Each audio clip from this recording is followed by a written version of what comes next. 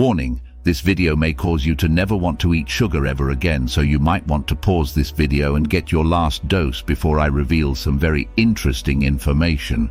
And of course, the more aware you are of what sugar does, the less you're going to consume it. I watch people all the time around me just consuming massive amounts of sugar, and I'm like, oh my gosh, how could you possibly do that? Well, it has to do with awareness. They just don't know the effects. Now, we probably all know the effects with weight gain, dental decay, fatty liver, high cholesterol, acne, high blood pressure, increased candida infections and lowered immune system, etc., etc. But there's some other things that I want to share with you deep inside your body that you need to know about, and it all relates to most diseases being metabolic diseases. What does that mean? Metabolic diseases. It has to do with your metabolism. And when we're talking about metabolism, we're specifically talking about this one structure in our cells called the mitochondria. Mitochondrial dysfunction is responsible for the majority of non-infectious diseases. Dysfunctional mitochondria are what's behind cardiovascular disease, cancer. In fact, the cancer, you have normal cells that turn into cancer cells because of damaged mitochondria. It's impossible to get cancer unless you have damage to the mitochondria. Alzheimer's, which is type 3 diabetes, kidney, liver disease, all of these general metabolic diseases. If you look closely at what's happening as a common thread deep inside the cell, we have dysfunctional mitochondria. There are a lot of things that destroy the mitochondria, but at the top of the list is sugar, and foods that turn into sugar very quickly, like refined carbohydrates like starches, breads, pasta, cereal, crackers, biscuits, waffles, pancakes, muffins, things like that. And when we talk about sugar, the majority sugar in the US is beet sugar, and the majority of beets grown in the US are GMO. So we not only have this refined sugar, we have this GMO-type sugar which has traces of glyphosate, which is an herbicide, which I'm not going to even go there, but I just want to make you aware of that. Also, the amount of fructose that we consume from drinks, sodas, high fructose corn syrup is a lot different than glucose. Okay, so we have fructose, which is only metabolized by your liver. All the other cells in the body can't metabolize this fructose. So when you're consuming large amounts of fructose, you are overwhelming the liver and overwhelming the mitochondria deep inside the liver. And so if we compare fructose to glucose, glucose is actually much better than fructose. But you have to realize, even table sugar is half glucose and half fructose, honey, the same thing. And when we consume this refined sugar, it's very, very unnatural because we don't have the normal antioxidants that come from like the natural sugar that with sugarcane or even that come with fruit when you consume fruits which are high in fructose. So how does that relate to the mitochondria? Well, this is what happens when you consume a lot of sugar, glucose, or things that turn into sugar. What happens to the mitochondria is it becomes damaged, okay? Now, the purpose of the mitochondria is to turn fuel into energy with the help of oxygen. And so now, with dysfunctional mitochondria, we now create a hypoxic, low-level oxygen state. And from that starts to be created other oxygen molecules that are very reactive to our bodies.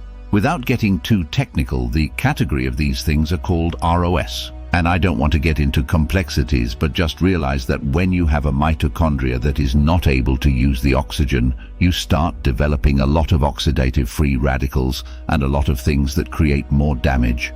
And they're created because we don't have that oxygen. So they're derivatives of oxygen that are highly reactive and damaging to your cells. And so it's those oxidating factors that create the complications of glucose. They create the damage from diabetes, for example.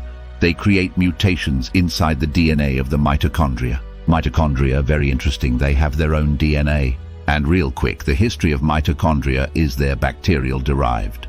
A long time ago, a bacteria morphed with cells to form this symbiotic relationship that apparently, over a long period of time, ended up in our bodies. So, the mitochondria, the energy factories in our cells, actually originated from bacteria. And apparently we formed an agreement with them that they specialize in producing energy and we'll feed them. Okay, we'll eat and feed them and we'll give them a home, but they give us this focus machinery to produce energy. And they also have their own DNA. But when we consume too much sugar, we get damage of the mitochondria.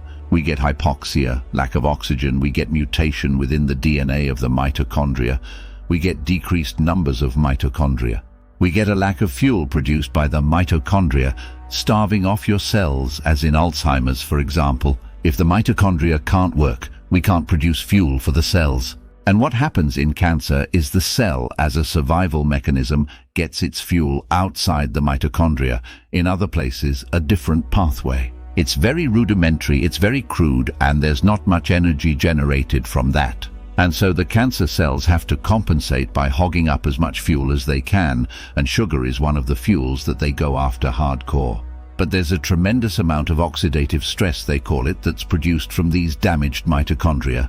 And the oxidative stress is kind of like this high level of oxidation with, at the same time, a low level of antioxidants. And this is why when you consume a lot of refined carbohydrates, you're getting in this refinement process a lot of sugar, but without all the protective mechanisms that normally come in nature, like antioxidants that can normally counter all this oxidation.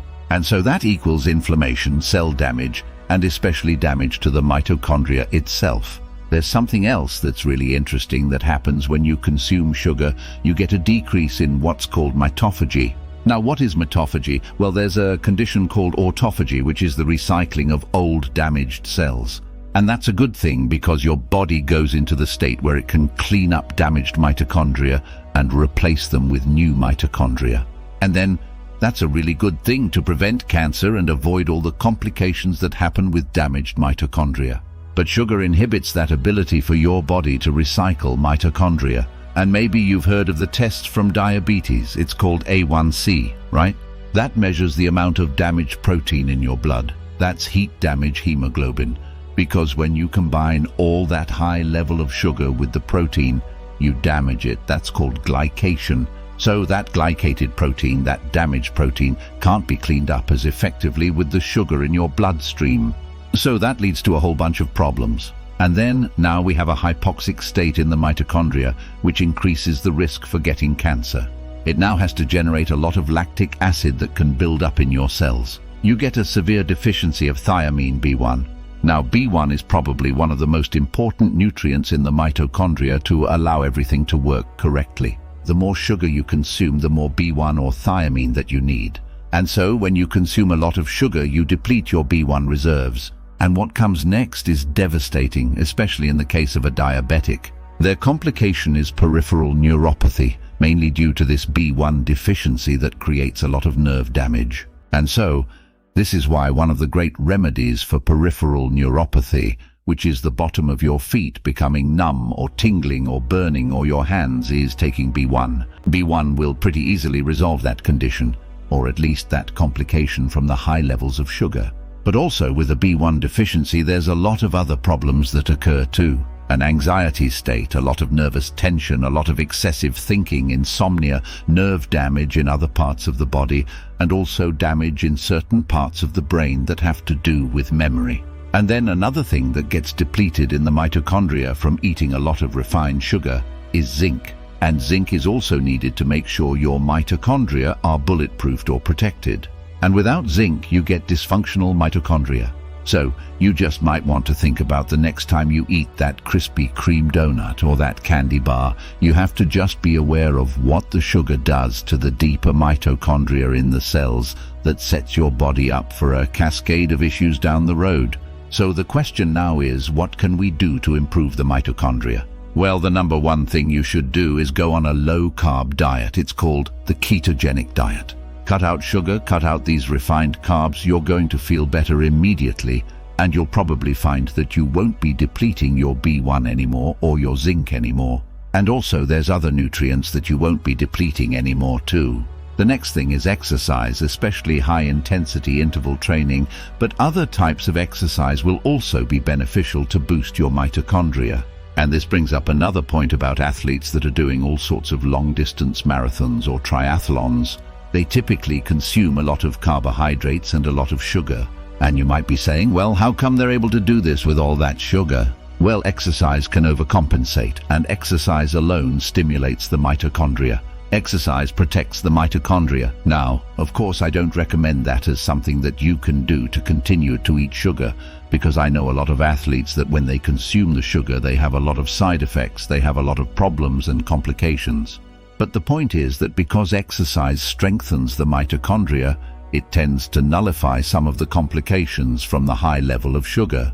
Now you might also be thinking, well, what about the people 100 years ago? They were a lot healthier than we are now. And yes, they were healthier, but they weren't a lot healthier. But I will say in the last probably 40, 50 years, the amount of sugar has increased, the amount of fructose has increased, the amount of snacking has increased, the amount of added sugar has increased, and all that has been devastating. But think about even like several thousand years ago, were people eating healthier back then? Not necessarily. They've extracted these mummies and they've looked at the teeth and the arteries and the bones of certain mummified bodies, and they had periodontal disease.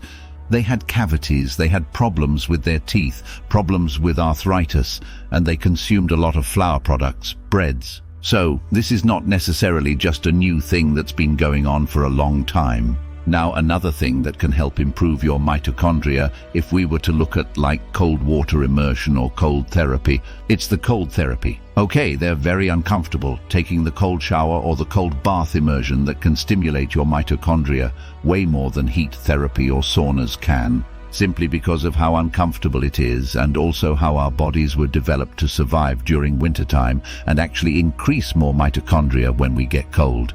Nowadays, everything's become very, very passive and comfortable. Okay, we get to eat 24/7, we get to stay in a really nice environment inside our homes, not out in the sun. And by the way, being exposed to the sun does increase your mitochondria.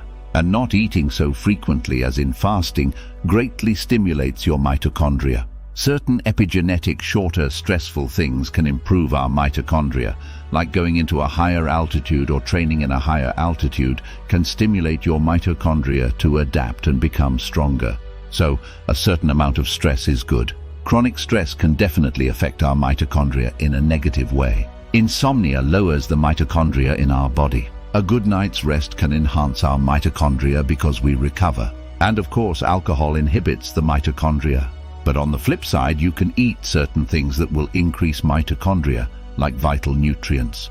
There's a lot of different plant-based chemicals. Resveratrol, quercetin, the phytonutrients in green tea and garlic can all boost your mitochondria. Not to mention the dependency on just basic nutrients that support the mitochondria.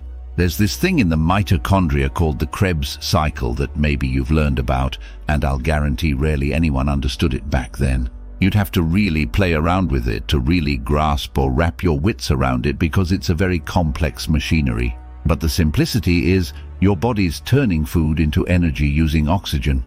And to do that process, you have to go through a bunch of steps, and your body requires B1, B2, B3, B5, and coenzyme Q10 and other nutrients.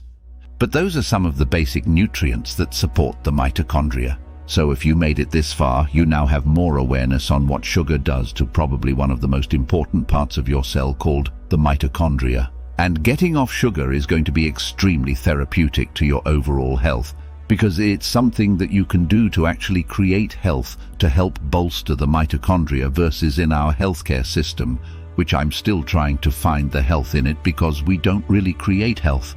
It's all about taking all of these diseases that are really metabolic in origin and treating them with drugs which inhibit the function of your mitochondria.